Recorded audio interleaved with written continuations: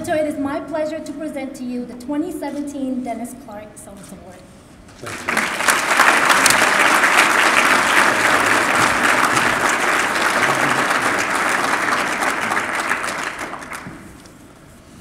Thank you very much, Denise. Good evening, everybody. I'm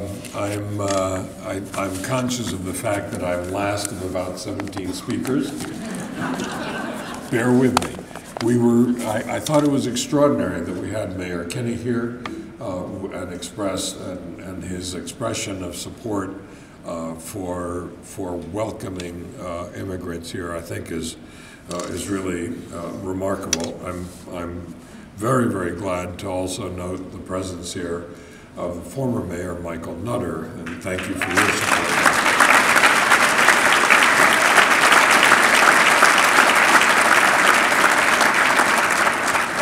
Thank you, Peter Gonzalez and the Planning Committee for this terrific event, and congratulations to my fellow honorees, Michael and Diane Chow, and of course Nicole Poland Ross for Goldman Sachs. I want to thank my colleague, Patrick Morgan of Knight Foundation,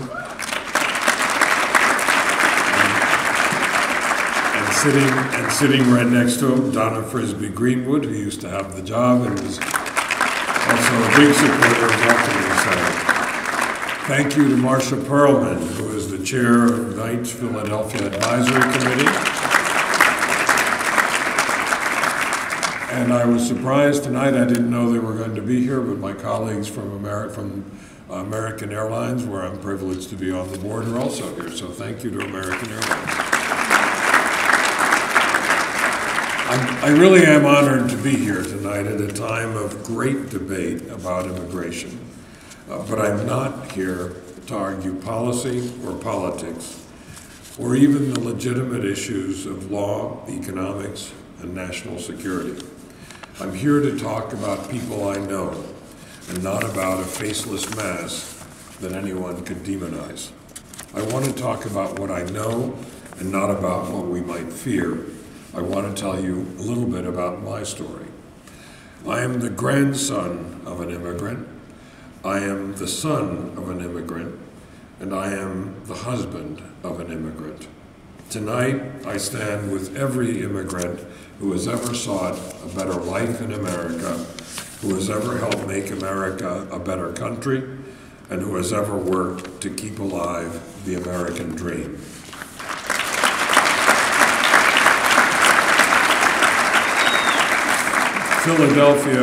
Philadelphia is the city where my widowed grandmother brought her 4 sons from Cuba during the Great Depression. Her boys, my father and his brothers, went to West Catholic. 2 of them served in the Army during World War II. One became an architect in San Francisco, another an engineer in Dallas. My favorite uncle, and a boyhood hero of mine, my Uncle Gus, ran a business in Norristown, a gas station, and my father became a corporate executive in New York. All of them raised great families. They voted, they paid their taxes. All of them were immigrants, yet each of them would tell you that they were first and foremost proud Americans.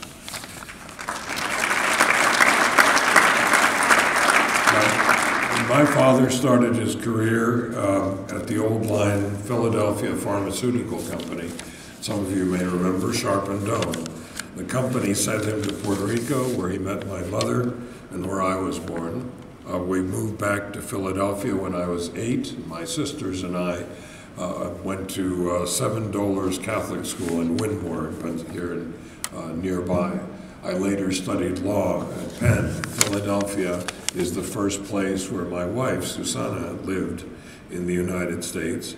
It's where my brother and his family and my cousins continue to live. My best friend from college, who's like family, is a judge on the Third Circuit Court of Appeals, and they're all here tonight. The other person who's here tonight is my son, who is the First Amendment counsel at Hearst. Diego surprised me, so that it really does feel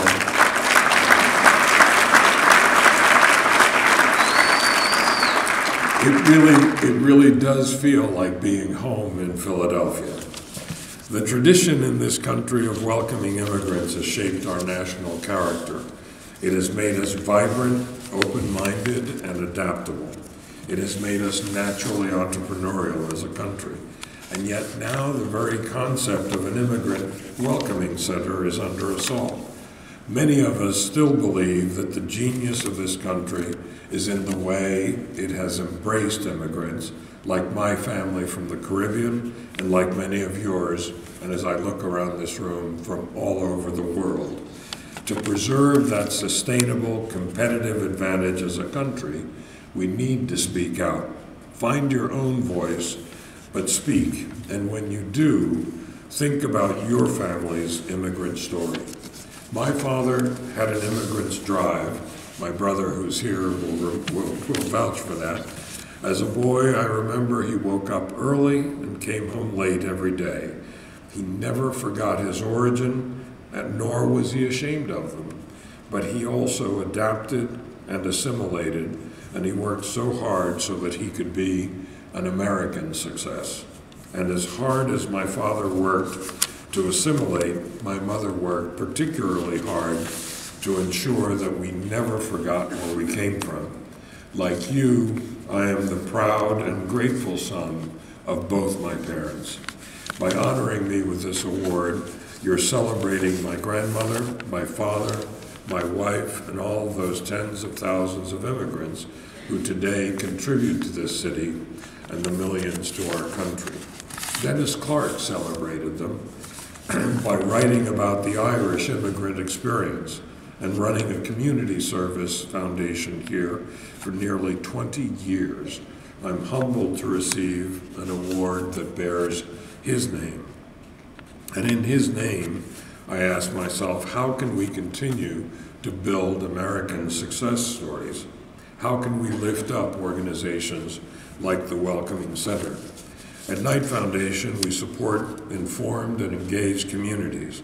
It's a simple but eloquent concept that comes straight from our founder, Jack Knight, who believed that the purpose of his newspapers was to inform and illuminate the minds of its readers so that in his words,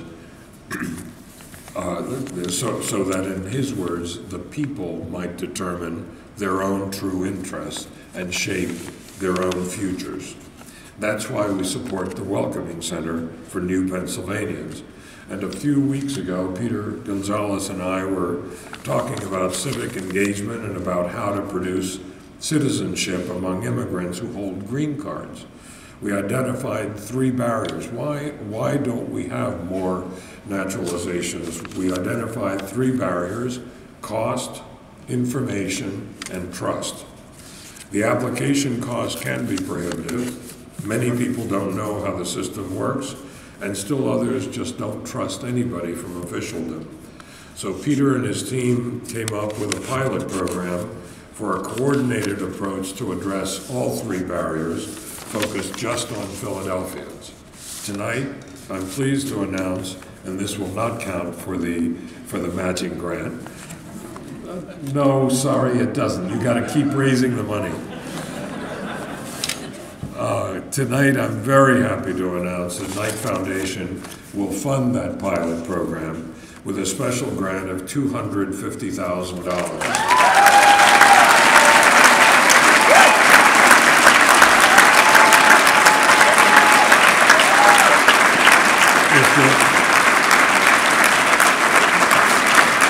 Don't get so excited. You still have to raise the money. If the pilot works, the model might be applied anywhere and help tens of thousands of green card holders to become citizens who can vote and fully engage in their American communities. I'd like to close these brief remarks with a story. A couple of years ago, I was privileged to attend the reopening of the U.S. Embassy in Cuba. As a boy, as it turns out, my father lived not very far away from where our embassy, the U.S. Embassy, is in Havana. And so there I was, sitting in the tropical sun listening to the Secretary of State of the United States speak in English and Spanish, hearing Cuban crowds cheer the raising of Old Glory, and listening, improbably enough, to the United States Marine Corps Band playing "You're a Grand Old Flag." A few months later, I was inducted into the American Academy of Arts and Sciences, which is an honorary society started by John Adams, and that counts among its members a fairly illustrious list, including George Washington, an immigrant named Alexander Hamilton, the most famous Philadelphian and son of an immigrant, Benjamin Franklin, and so on, including years later, another immigrant named Albert Einstein, I happen to notice. On the night of my induction, though, I couldn't help but wonder whether my Cuban grandmother and my Cuban father could ever have imagined that their choices, scared but eager for opportunity, would lead their son and grandson back to Havana 85 years later as an honored American guest. Could my father or my Puerto Rican mother have imagined that their openness to opportunity and their ambition for a better life would put their son in charge of Jack Knight's fortune to be used for good in the world?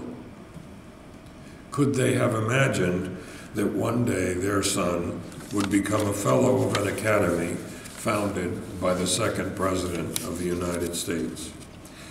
When we decide policy, we should not go against our nature. We are a nation of immigrants. We are a nation of strivers. We are here because we chose to be and because this country welcomed us. The amazing power of immigration has been that striving people from all over the world who wouldn't have advanced in their home countries because of birth or politics or economics or religion or society could come here and shape their own futures. That makes us Americans. That is the tradition we uphold, and that is the legacy for the next generation. Thank you.